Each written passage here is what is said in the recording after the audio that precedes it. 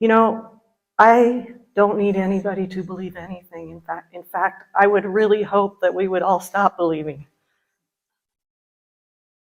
and knowing. And this is not a lineage or an expression of dogma or philosophy or please get on my program. I'm just speaking from direct experience. That's it. And like so many others who, for who knows what reason, no reason, I don't know. But here there was a change in occupancy. There was a separate self, and then there wasn't. And in that radical shift from a state of being, a state of mind, to a condition, a wayless way, you don't want to say anything. I know you, brother. You don't want to say anything. Eckhart Tolle sat on a bench in Vancouver for like 3 years. You know, the people who do decide to come back and write these books that we get to read, I mean, hallelujah. Because I don't know about them, but I've heard their stories. And they mostly, I was at an audio retreat one time in Seattle. This stunned the crowd into absolute silence because everybody worships Aja. He doesn't want it, but they do. And somebody, no, it wasn't in response to a question. He came out like to give his talk and he sat down and he was like, geez, thanks so much for inviting me. I'd probably just be spending the weekend watching car racing. And everybody was like, oh, Aja Shanti. Oh my God. You know, the great Wizard of Aja would rather be watching car racing.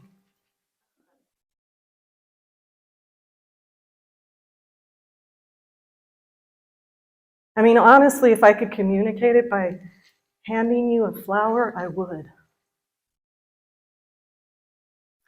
I would. And maybe that's the way. I don't know.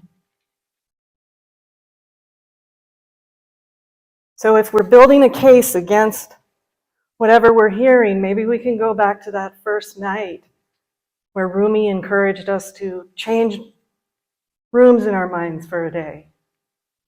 Just go ahead and a sweet abandon. Why not? All the knowing. And if we are like trying, here's the thing. Maybe I'll be able to read this. It'll be better than if I try to come up with it. I wrote this earlier. It's just really sometimes difficult to read anymore. How will we ever directly encounter or meet the moment if we are thinking it should be other than it is? Right? That's just like obvious to every one of us. The gap between what actually is and what we want it to be begins to close when we give the attention to effortless presence. As that gap between narrating and thinking about experience and directly inhabiting the current moment as it is closes, we stand naturally, naked, in the moment, as the moment. And it's less than a moment, but that's the word we have. In the millisecond, as the millisecond. In the less than millisecond, as the millisecond. In the abyss that is falling, as the abyss that is falling. And we have the opportunity to remember, directly encounter the emptiness of phenomena, the heart of matter, and the reality of causeless love. If our identity rests in the masks that we wear and the wars that we wage, the roles that we play, the things we do, then sooner or later, we're going to have to defend that identity. Because we will meet with the idea of comparison and betterness, someone who's better. I can't shine unless there's somebody worse than me. I am shining in comparison to that. Ooh, I'm real dim in comparison to that.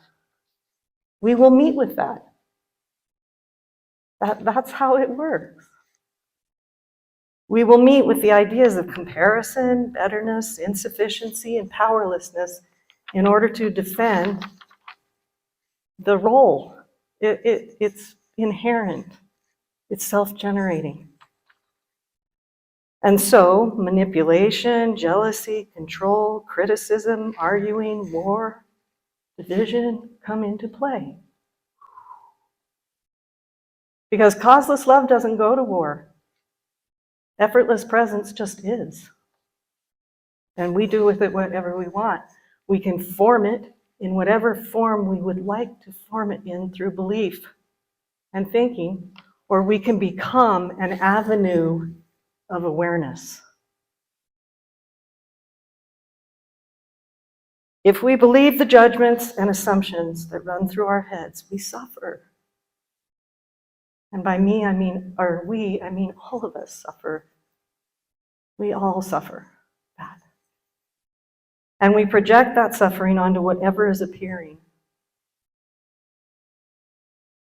Causeless love is immovable, eternal, and essential, fundamental. But we can't sense it because we're too busy fighting our wars.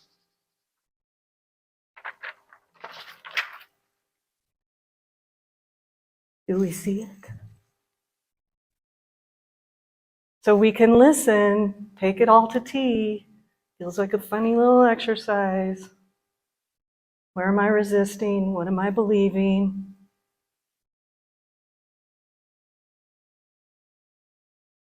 You know, Ajahn had 3 things. He boiled it down to 3. I mean, he gave us the life rope of all time.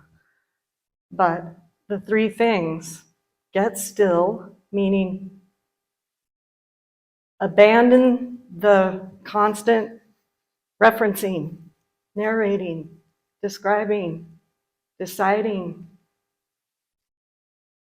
Abandon it, be still. Not just our bodies in a posture.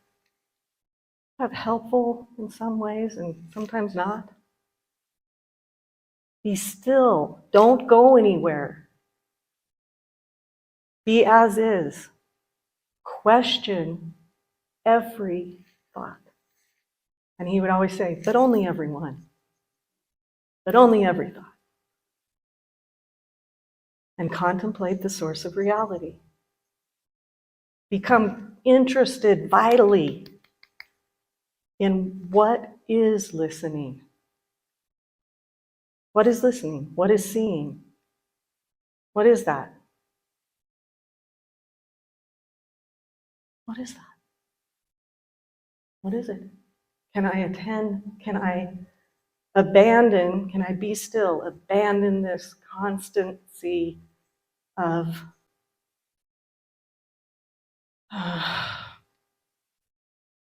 identification with narration, thinking, believing, suffering, powerlessness, the whole thing. Can I abandon that and get really curious and wonder about what is this? What is this?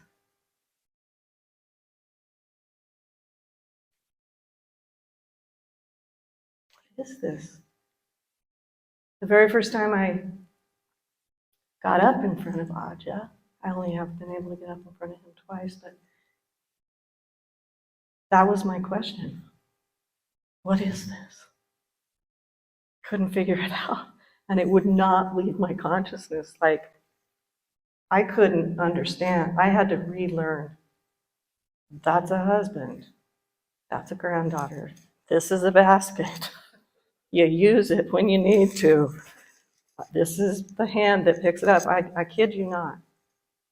And it was just, what is this? What is it?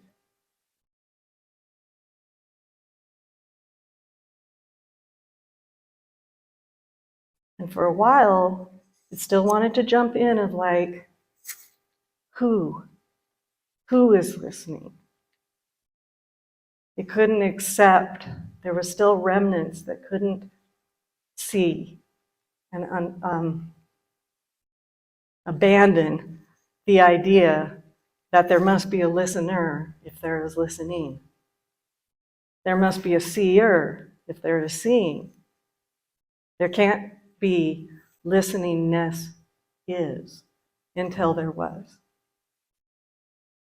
And that's what I mean by the I becomes more and more and more eroded, falling back and back and back and back and back until it's, whew, that flame goes out. That flame goes out.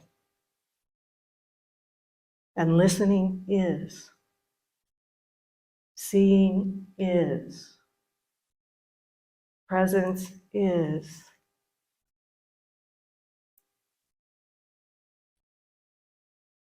Dare I say it, love.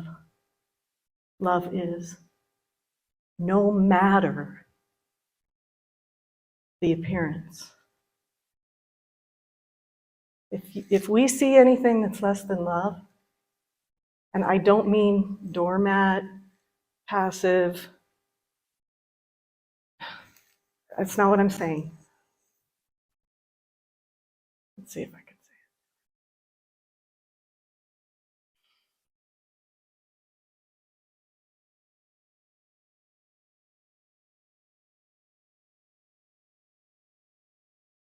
it. Before I heard anything about enlightenment, before there was that word, and the guides, and I was just definitely 100% in the direct experience because that's all I had.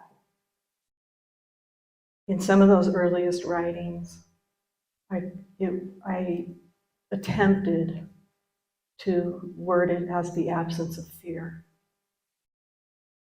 The absence of fear and the permission to shine.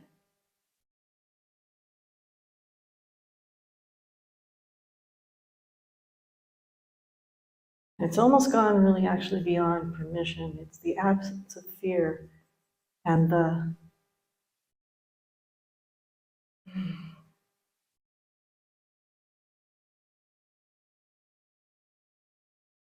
I don't know how to say it. I really don't.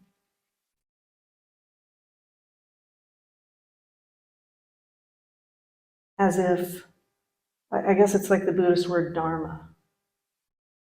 Like when we surrender to that, surrender to the dharma of the expression, the shining of that particular ray of sunshine. And you give way. You give way.